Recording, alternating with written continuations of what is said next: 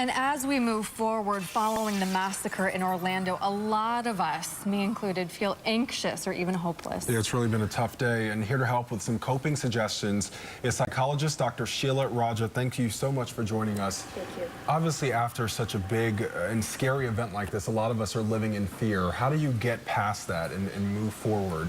Yeah, it's such a tough balance because, you know, so many of us have large festivals and things we want to attend, places we want to travel to with our kids this summer.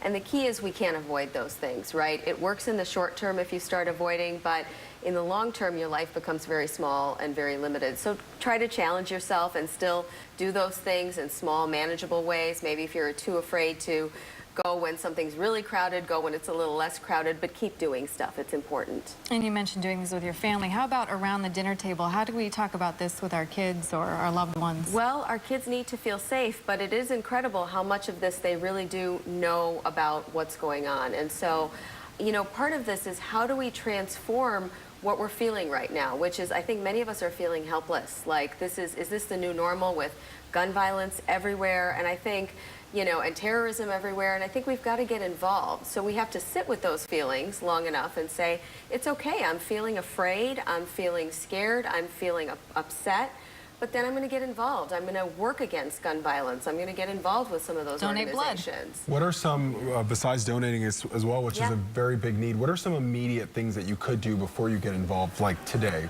A lot of us are feeling very, very bad at this very moment. What is something that you would suggest? Well, keeping up with your normal routines, trying to be around people that you know, love and care about, you know, focusing on the good in people and all of the helping that has been involved with this, and, you know, trying to do something nice for yourself in the short term does help. And then long term, for us to stay with these feelings long enough and not forget about them in 2 days. Right. Because that happens all the if time. we don't stay with the feelings, we can't prevent the next thing from happening. And that's part of what psychologists are concerned that we're seeing right now is we're getting numb, and when we get numb, we can't do any prevention. Right. It's hard not to get numb. All right. Dr. Sheela Raja, thank you so much for being here with us today. We appreciate your insight. Thank you. Thank you. 11:19.